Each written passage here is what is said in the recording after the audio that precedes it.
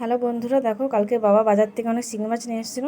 তাই শিঙি মাছের ভাপা রান্না করব। তো কীভাবে রান্না করব সেই রেসিপিটা তোমাদের দেখাবো। চলো দেখো, এই বাটিতে প্রথমে নিয়ে নিয়েছি গোটা জিরে, লঙ্কা, কাঁচা লঙ্কা, শুকনো লঙ্কা আর আদা, এটা পেস্ট করে নেবো। আর এদিকে নামাবার সময় গরম মশলা আছে, এলাচ, দারচিনি আর লবঙ্গ, এটা নামাবার শেষে দেবো।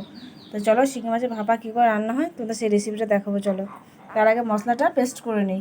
তো দেখো বন্ধুরা, মশলা আমাদের পেস্ট করা হয়ে গেছে। এবার মাছে আমরা ভালো করে নুন, হলুদ ভালো করে মেখে নেবো। মাছটায় পরিমাণ মতো নুন আর হলুদটা দিয়ে ভালো করে মাছটা মেখে নিতে হবে। একটু সর্ষের তেল দিয়ে দিলাম, এতে ভালো করে মেখে নিতে হবে। তেল দিয়ে দেবো, গোটা জিরে দিয়ে দেবো, শুকনো লঙ্কা দিয়ে দেবো, একটু এলাচ দিয়ে দিলাম। তার উপরে মাছগুলো দিয়ে দিতে হবে।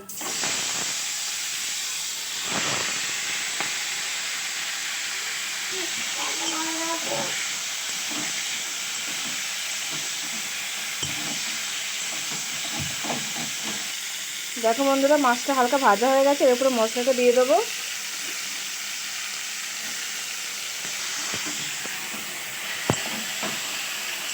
দেখো বন্ধুরা, মাছটা আমাদের কষানো হয়ে গেছে। এবার এর উপরে জল দিয়ে দেবো, মাছের উপরে।